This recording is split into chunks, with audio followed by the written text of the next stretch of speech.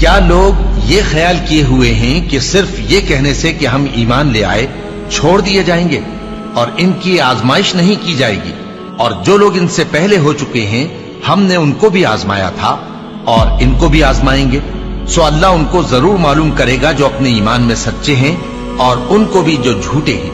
کیا وہ لوگ جو برے کام کرتے ہیں یہ سمجھے ہوئے ہیں کہ یہ ہمارے قابو سے نکل جائیں گے؟ جو فیصلہ یہ کرتے ہیں برا ہے۔ جو شخص اللہ کی ملاقات کی امید رکھتا ہو تو اللہ کا مقرر کیا ہوا وقت ضرور آنے والا ہے، اور وہ سننے والا ہے، جاننے والا ہے۔ اور ہم کسی قدر خوف اور بھوک اور مال اور جانوں اور میووں کے نقصان سے تمہاری آزمائش کریں گے، اور صبر کرنے والوں کو بشارت سنا دو کہ ان لوگوں پر جب کوئی مصیبت واقع ہوتی ہے تو کہتے ہیں کہ ہم اللہ ہی کا مال ہیں اور اسی کی طرف لوٹ کر جانے والے ہیں۔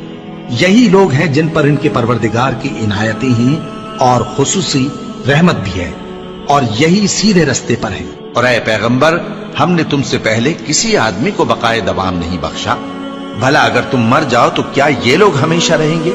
ہر شخص کو موت کا مزہ چکھنا ہے، اور ہم تم لوگوں کو سختی اور آسودگی میں آزمائش کے طور پر مبتلا کرتے ہیں، اور تم ہماری طرف ہی لوٹ کر آؤ گے۔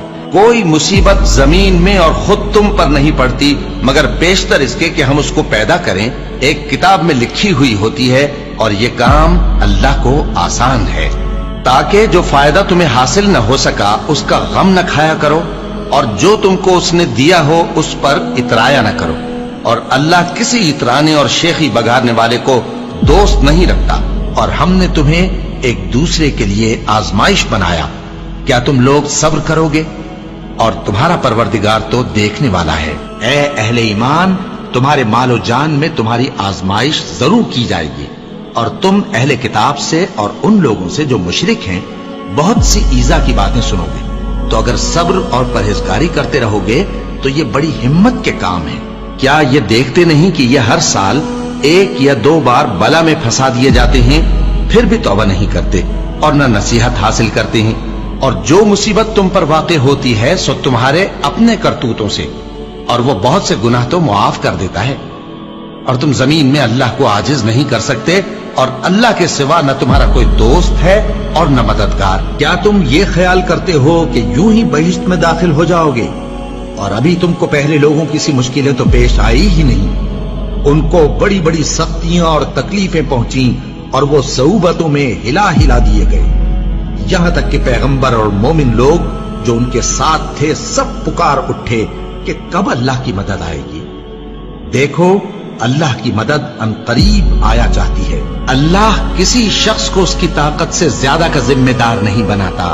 اچھے کام کرے گا تو اس کو ان کا فائدہ ملے گا، برے کرے گا تو اسے ان کا نقصان پہنچے گا۔ اے پروردگار، اگر ہم سے بھول یا چوک ہو گئی ہو تو ہم سے مواخذہ نہ کیجو۔ اے پروردگار، ہم پر ایسا بوجھ نہ ڈالیو جیسا تو نے ہم سے پہلے لوگوں پر ڈالا تھا۔ اے پروردگار، جتنا بوجھ اٹھانے کی ہم میں طاقت نہیں اتنا بوجھ ہم پر نہ رکھیو، اور اے پروردگار، ہمارے گناہوں سے درگزر کر اور ہمیں بخش دے اور ہم پر رحم فرما۔ تو ہی ہمارا مددگار ہے، سو ہم کو کافروں پر غالب کر۔